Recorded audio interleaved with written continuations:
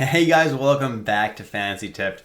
My name is Julian and I'm finally back to recording in my studio, and today we're continuing that series of episodes about each individual NHL team, talking about their lines, their players, and whether I think you should be drafting those players or not at their current ADP or at all. Now remember guys, this is a limited series unlike last year where I'm just doing the original 6 teams plus the Vegas Golden Knights, which has already been done. If you want to go see that, you can check that out right up there. Now before we jump into it guys, please leave a like and hit that subscribe button if you haven't already. Trust me, you don't want to miss any of the preseason content that I'm dropping this preseason. I've already dropped quite a bit, so go ahead and check that out on my channel. But trust me, you want to be subscribed for all the content that I'll be putting out. Okay, let's jump into the content now and let's look at the Blackhawks projected lines. On the top line, I got Taylor Hall, Connor Bedard, and Reichel. Hall and Bedard at this point seems like pretty much a guarantee, but Reichel is someone that could be moved potentially. I think that's the best option on their wing, but there's definitely other options as well, like Kurashev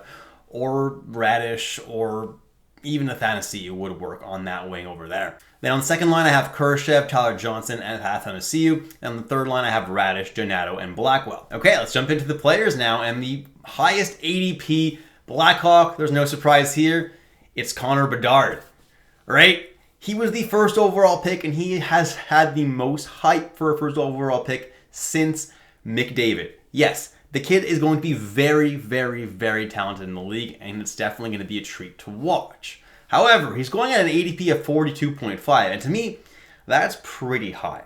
Let's take a look at McDavid's rookie season and translate it into fantasy points.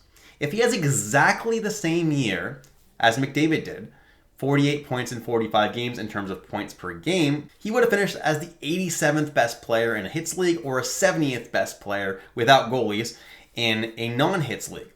However, he's not a McDavid clone and does hit a little bit more, which could help with the floor and overall value a little bit. Now a 30-goal, 50-assist season seems possible for him if you factor just under 3 shots per game and about a hit per game. That would have him about 50th overall, not including goalies.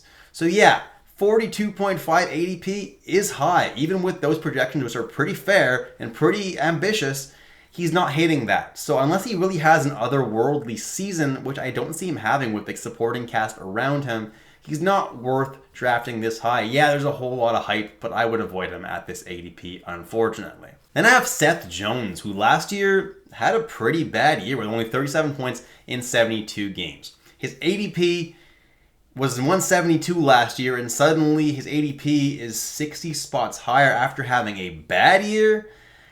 That's not something I love. Obviously, Connor Bedard does boost his value a little bit, right? Taylor Hall as well. You know, that power play is going to be a little bit better. Is it going to be that much better? Probably not. I think Seth Jones is going to have a much better season, maybe 45 points or so, maybe even 50 points.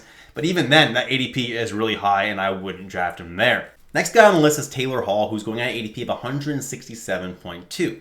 Now, Hall was between the 170th to 200th best fantasy player based on your league's type in terms of fantasy points per game.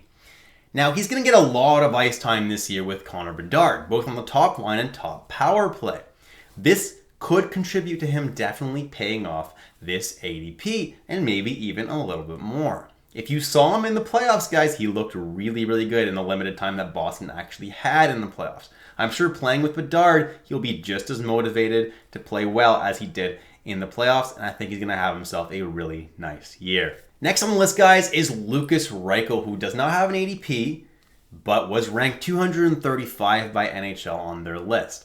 I kind of like him as a dart throw really late in the draft, especially if we do see in training camp that he's playing on that top line with Bedard and Taylor Hall. He's a guy that has a lot of talent and definitely could unlock it this year playing with those guys. Definitely don't mind the dart throw there, especially if we do see that training camp line.